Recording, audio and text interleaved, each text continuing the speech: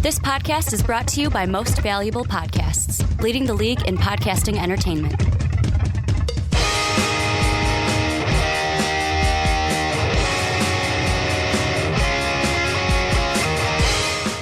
What's up, everybody? Ricky Widmer here, along with the Mark Weber. Dub them ease. And welcome into another edition of the Onside Kick here on Most Valuable Podcast. And Mark, it's good to be back. It is good to see your face again. I know that the listeners are probably like, well, guys, you saw each other last week, but really it has been a week since I've seen your face. It's always nice to see your face, Ricky. I mean, every week it's nice that you're here. It's nice to have you come back.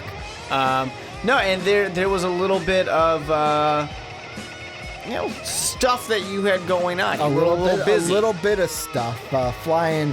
What I'm going to say, basically cross country, because we're almost across the country. From California. You flew from the middle of the country to the other half of the country. To the other half, which was great, by the way. However, I will say, coming back to Chicago, a low 70s summer day just was beautiful after experiencing love this kind of weather. The hot temperature of California. But California was great, and you might be wondering, well, why? But me and Brandon were at VidCon. We're glad to be back, though, and make this product great for you guys. And we're going to continue our previews for this season, Mark, and this is the most special preview of all. Yeah. This is the division that me and you wait for, because not only does it have your favorite team, it has my favorite team, and then it has a team that both of us love to hate. Yeah, and a little change this year, as breaking tradition from the last 2 years, the Lions guy is not on the podcast. Yeah, I mean, no Lions guy today. We usually have him either on the Lions podcast or when we talk Oakland Raiders, and we didn't have Lions guy on this year to talk about either of those teams. Last year, he promised us the parade, and they got it. So, I mean, that was something special for Oakland. But let's get right into it. We're going to start bottom from the top, and we're going to start with the Chicago Bears here. And some would argue top to the bottom. Top to the bottom. But I don't know. If you're in the mind of Mark Weber, that's how it is. But the Bears, they have basically, in my mind, gone through a little bit of, and this is a term we love to use here in Chicago, a little bit of a retool, it looks like, in the offseason. Matt Barkley gone, Hoyer gone, Alshon Jeffrey gone, Jay Cutler gone. Basically, three big quarterbacks gone. Cutler, Hoyer, Barkley. Let's just get rid of all of them. Yeah, big in quotes. Let's get rid of all of them. You bring in Mike Glennon. You draft Mitch Trubisky. Trade up to draft Mitch Trubisky.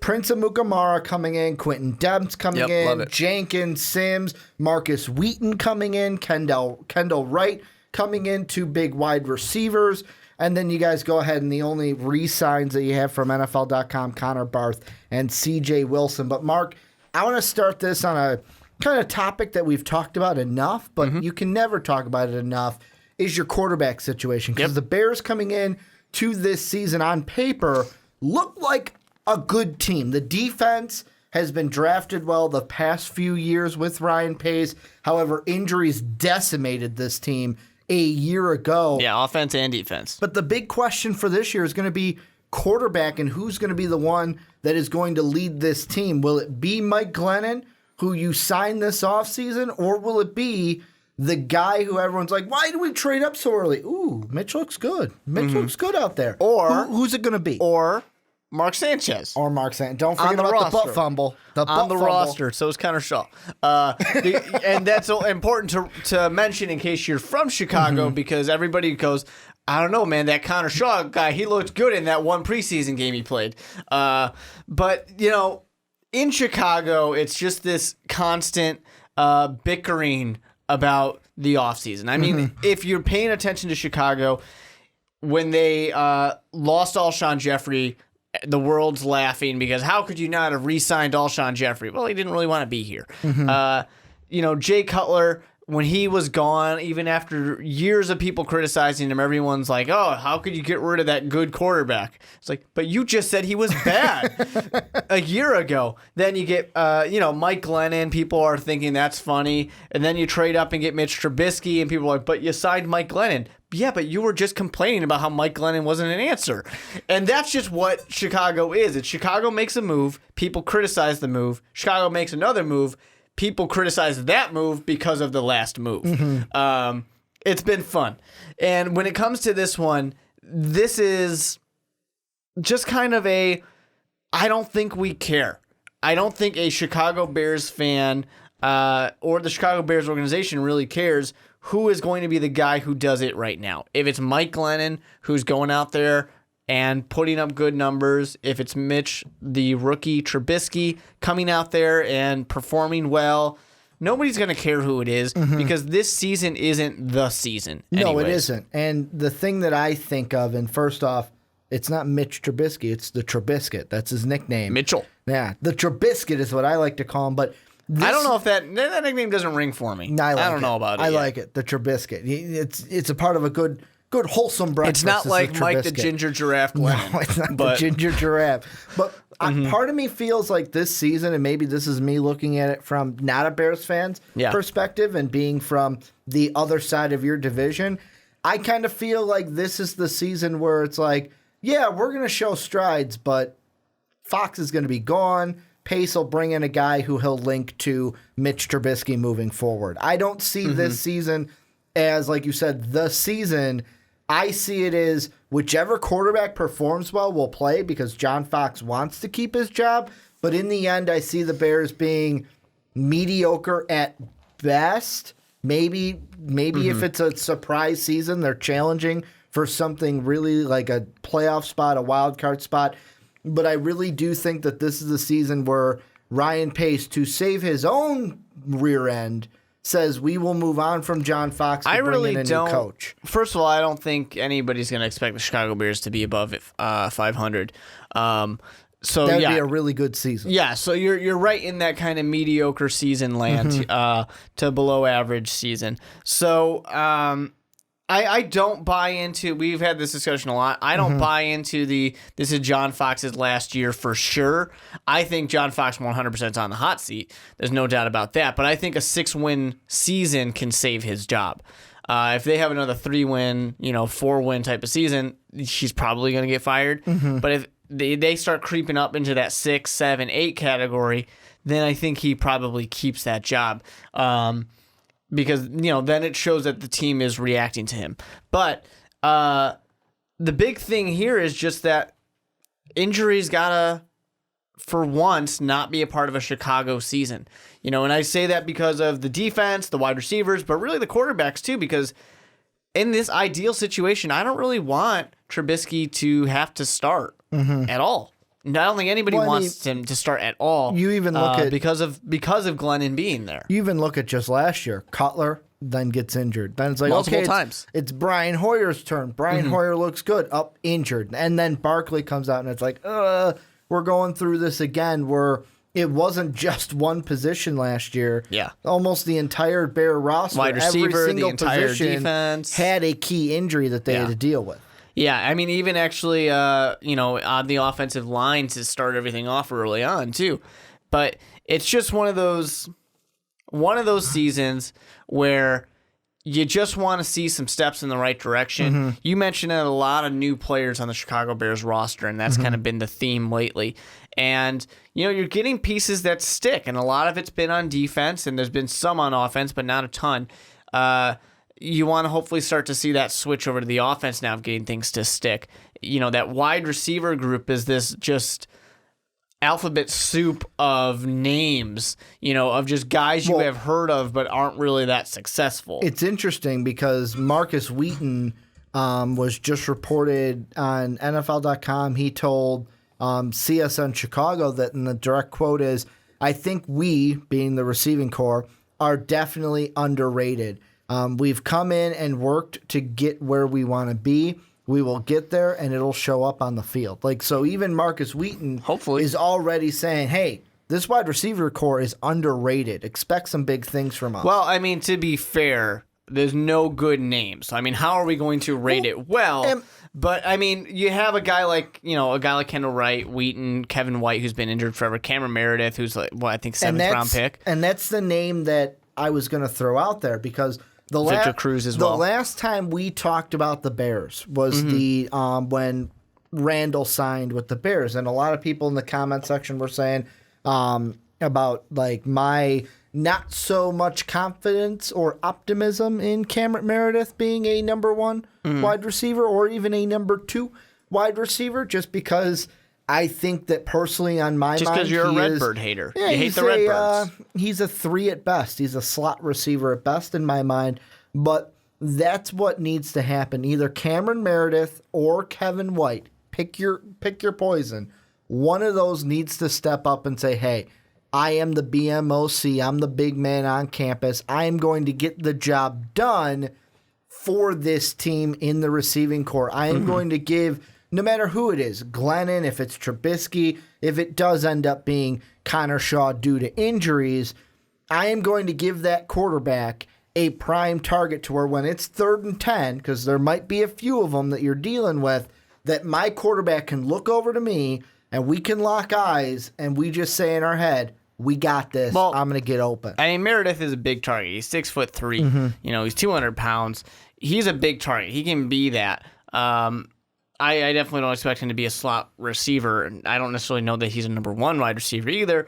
But hey, pleasant surprise if it happens. So to me, it's this Chicago Bears team is all about the defense, keeping the offense in games, Jordan Howard, and the run game being a force of control, controlling the ball, and Mike Glennon, Trubisky, Sanchez, Shaw. Playing mistake-free football. Quarterback X just doesn't mess things up and just does enough. That's all that's being asked for. I mean, that's kind of the traditional Chicago way, and I think that's what they really need to get back towards. That's what fans want to see again. That's what it seems like the organization wants to be. So just do that. Mitch Trubisky could turn into the next Tom Brady, Aaron Rodgers, Peyton Manning. I'm not saying it's happening. I'm just saying it's possible. But it doesn't have to be today. Today, all he has to do is either learn or play mistake-free football. Well, and I think maybe this is just my mind, but when you brought up the defense, the big name that I think of that I want to see huge improvement from, except for 2 games a year because you play my Vikings, is Pernell McPhee. Because he was one that's like, he's a key veteran on this defense, got bit by the injury bug and wasn't able to be out there. And if this Bears defense wants to be successful, he needs to be out there. Well, I mean, that's just kind of the entire Chicago Bears organization's been completely destroyed by injury. There's so many great pieces of this defense here. And when you exclude in that secondary, which is still figuring things out, this is a great defense, as we always say, Ricky, on paper. The problem is it hasn't been translating, and they show flashes. They show signs of life and the ability to turn into that next level. But they got to be able to get pressure on quarterbacks better, and they have to improve the secondary. If they can do those 2 things, this team, can win games because this defense will keep them close. Well, and the secondary should be improved because you guys did add Amakamura and Demps to that kind of secondary. I know that a lot of people come after the draft were like, why didn't we add another prime safety, either whether it was Adams was the guy, but either there were some on the Malik Hooker train as well. But I think that there are some Bear fans that are like, okay, Adrian Amos, show us what you got this year again. Quentin Demps, a nice addition from Houston. Amakamura on the other side of Kyle Fuller right now. And to me, I'm going to ask you, because you're the Bear fan, is Kyle Fuller kind of on a little bit of a like rocky situation because of everything last year of, was he hurt? Could he come back? Did he not want to come back? Did the coaching staff say he couldn't come back? It was kind of a hearsay thing when it came to even his injury last year.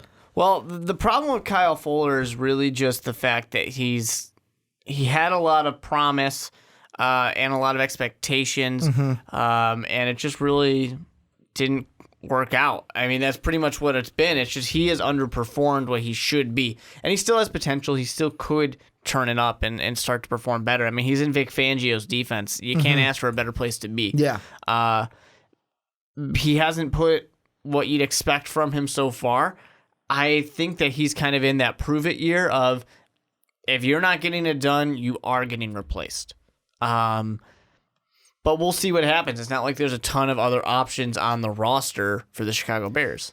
Any last things? You being the Bears fan, I'll let you kind of be the one. Any things that we did not hit before we move over to the best team in this division, my Minnesota Vikings? Well, I don't know about best because a certain Thursday in April, one of these teams was number 2 overall. So I think the Chicago Bears are doing pretty damn good.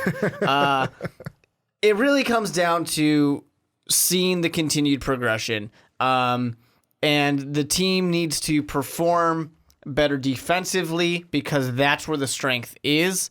And Jordan Howard, I mean, the guy's a monster. I know people are so concerned about him in fantasy because he's probably going to go really high, and he probably shouldn't go really high. But the strengths of this team, that offensive line, especially the interior of it, and then this kind of front 7 defense, that's really where it's at. If everybody else can just perform at a fairly adequate average level, that's going to be good enough to get you to that 6, 7, 8. No one in the world is expecting the Chicago. Oh, I shouldn't say that. There are people in Chicago who expect a lot. Super Bowl, Super Bears, Super man. Bowl. Hey, they're going 16-0 this year. Or my favorite perfect season, 18-1. But was that a slap at the New England Patriots? Was that a stab? That's a Sean slap. Was right that a there. stab at the New England Patriots? I'm sorry, Sean.